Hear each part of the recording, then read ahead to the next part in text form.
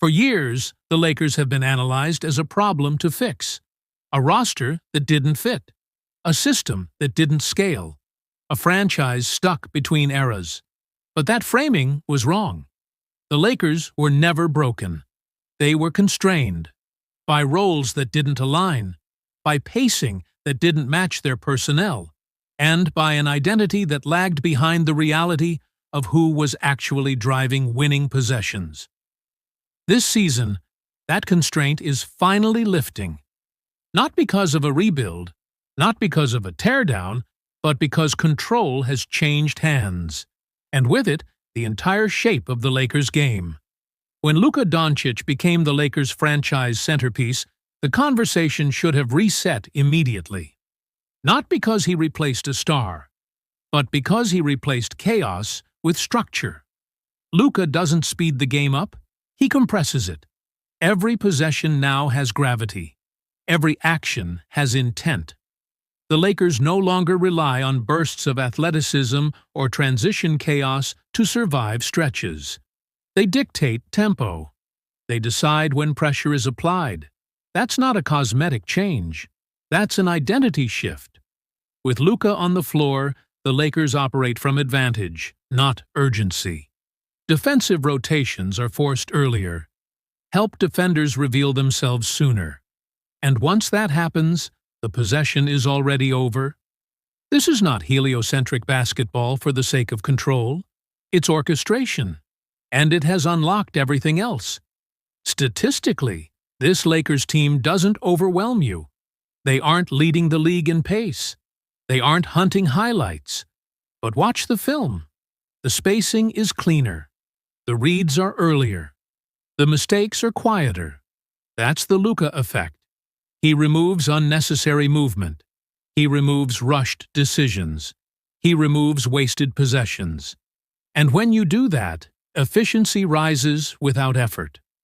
This is why the Lakers are outperforming models that don't understand how points are being created. Only how many. Austin Reaves playing at an all-star level isn't surprising anymore. What's surprising is how essential he's become to the Lakers' balance. Reaves isn't exploding off screens or overpowering defenders. He's solving possessions.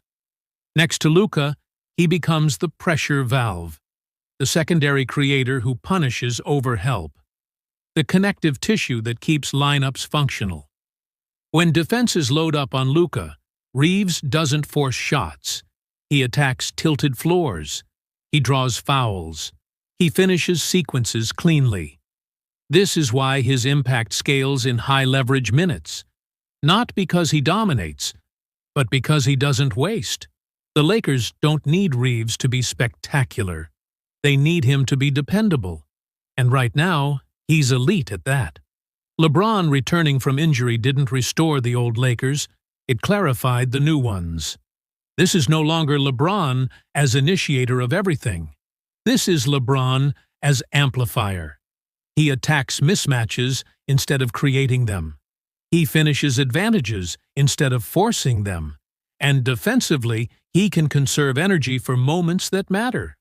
That's the benefit of constraint lifting. LeBron no longer has to bend the game every possession. He steps into leverage that already exists. And when he does, the Lakers' ceiling spikes instantly. Past Lakers, teams relied on top-heavy solutions. This one doesn't. The bench minutes don't collapse. Lineups survive without stars. Defensive effort doesn't disappear with substitutions. That's not accidental. Here's the truth. The Lakers are not finished. They are not perfected. And they are not immune to pressure. Late-game hierarchy still needs sharpening. Certain defensive matchups remain exploitable, and health will always be the variable. But those are contender problems, not foundational ones. This team no longer needs reinvention. It needs refinement. The Lakers aren't broken. They were miscast.